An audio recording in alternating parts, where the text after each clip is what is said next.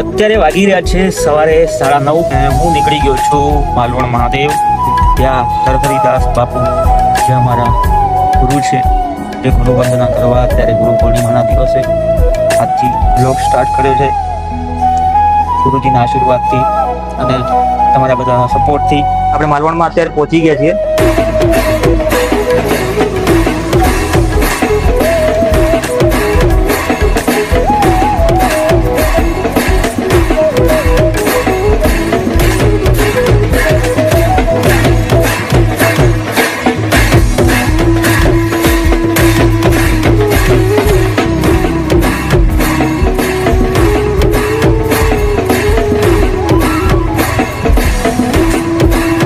ભવ્ય અને રમણીય વાતાવરણ છે, જેને કુદરતનો ખોળો કહેવાય ને એ ટાઈપનું મસ્ત વાતાવરણ છે. જે પૌરાણિક જે વાર્તા છે કે જે આગળથી ચાલી આવતી જે કથા છે, જેનું આપણને નોલેજ નથી કે શું છે, એ આપણે એમના મુખે સાંભળીએ છીએ. આ છે માલવણ મહાદેવ તરીકે પ્રખ્યાત છે. પડિયાદાથી કિલોમીટર અંદર આવેલું છે, ધરોઈ રોડ ઉપર. સ્વયંભૂ શિવલિંગ બી છે અંદર. અહીં ગાડાના પૈડાનું ચિહ્ન છે, જેમાંથી રક્તની ધારા વહી હતી.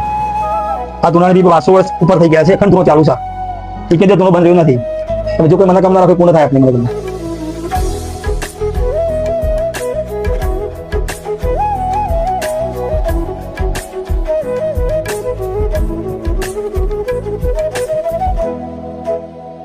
બાલકદાસજી મહારાજ એમના હસ્તક ડોલે ડોલે પાણી પાઈને આંબા ઉછળવામાં આવેલા.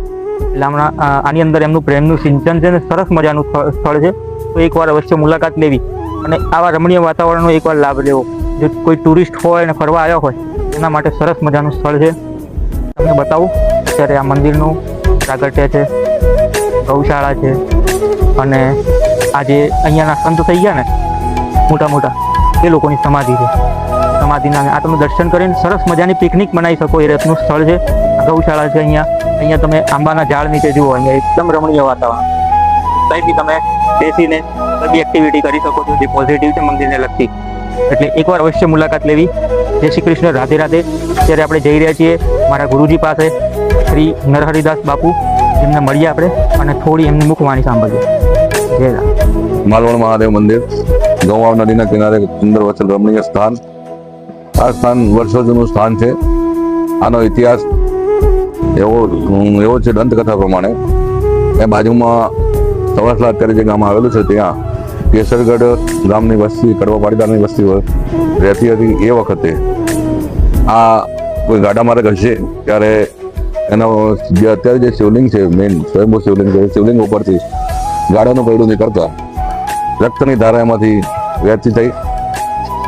ગાડાની અંદર ખેડૂત અને એની દીકરી હતા. દીકરીએ જોયું તો રક્તની ધારા વહી રહી હતી જે અત્યારે શિવલિંગ છે તેમાંથી. તો ગભરાઈ ગયા, નીચે જઈને જોયું તો પથ્થરમાંથી રક્તની ધારા વહી રહી હતી. પછી આગળ ગામમાં જઈ બ્રાહ્મણોને અને બીજા બધાને જાણ કરી કે આવું પથ્થરમાંથી રક્ત વહી રહ્યું છે. આવીને એમને બધાએ જોયું તો પથ્થરમાંથી ખરેખર રક્ત વહી રહ્યું હતું. તો એ વખતે આ સ્થાનને દેવસ્થાન તરીકે નાની એવી દેરી બનાવી. પછી અહીંયા પરંપરાગત સંતો અને આજુબાજુના ભક્તોનો ઘસારો ધીમે ધીમે વધતો ગયો. દરેક ગામમાંથી સહયોગ અને સપોર્ટ મળતો ગયો. ધીરે ધીરે ધીરે માલવણ મહાદેવ વિકસિત થયું. એના પછી અહીંયા દરજી સમાજમાંથી કસ્તુરભાઈ કરીને દરજી હતા, તે બાપા સીતારામને ખાખરિયાવનમાંથી લાવ્યા. એ સીતારામ બાપા અહીંયા નાની ઝૂંપડી અને માલવણ મહાદેવનું વર્ણન કરતા કરતા દેવ વિલય થયો. પછી ચોટાસણ ગામેથી બાલકદાસજી મહારાજને અહીંયા પધરામણી થઈ. બાલકદાસજી મહારાજે અહીંયા ખૂબ તપસ્યા કરી. આજુબાજુના ગામોના સપોર્ટથી અને સર્વેના સહયોગથી આ મંદિરનો વિકાસ એમને ખૂબ કર્યો. એ વખતે જૂના જમાનામાં ધર્મશાળા બનાવેલી. એમાં જોમસર સુધી, વસઈ, જોમસર, મોડેટી, એરાલુ સુધીના દાન આવેલા છે અને ઘણા ગામોના દાન આવેલા છે. વડાલી તાલુકો, ઈડર તાલુકો, ભિલોડા તાલુકો, ટૂંકમાં સાબરકાંઠામાંથી દરેક જગ્યાથી દાન આવેલું છે. અને એ વખતે એ ધર્મશાળાનું સુંદર મજાનું એમને આયોજન કર્યું. એ ધર્મશાળા 2001માં ભૂકંપ આવવાથી ક્ષતિગ્રસ્ત હતા અને તોડીને નવી ધર્મશાળા, નવું ગણપતિ મંદિર, શિવજી મંદિર તો એ જ છે, એમાં કોઈ વિકાસ કર્યો નથી. પણ ગણપતિ મંદિર નવું બનાવ્યું અને ધીમે ધીમે આ મંદિરનો વિકાસ આજે પણ ચાલુ છે. આવી રીતે ચાલુ રહેશે. જય શ્રી જમણવારનો કાર્યક્રમ પતી ગયો છે. હવે લાસ્ટનો જે જમણવાર છે ચાલી રહ્યો છે અને જમણવાર પત્યા પછી જે પણ પ્રસાદ વધેલી છે એ દાદાની પ્રસાદ ગરીબો માટે તૈયાર કરીને હવે દાદાના ત્યાંના સેવકો, જે ગુરુજીના સેવકો છે, એ ટ્રક ભરીને ગરીબોને આપવા નીકળી ગયા છે.